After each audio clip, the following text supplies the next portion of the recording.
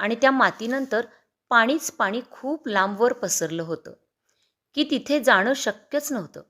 त्याला पुन्हा कुतूहल वाटलं. ते लांबवर पसरलेलं पाणी म्हणजे होता अथांग समुद्र आणि ती वेगळ्या प्रकारची माती म्हणजे वाळूंनी भरलेला समुद्राचा किनारा, जो या आदिमानवानं प्रथमच पाहिला होता. तो चालत चालत त्या समुद्राच्या पाण्यात गेला आणि काय आश्चर्य! ते पाणी त्याच्या हातापायांना झोंबू लागलं. का माहीत आहे?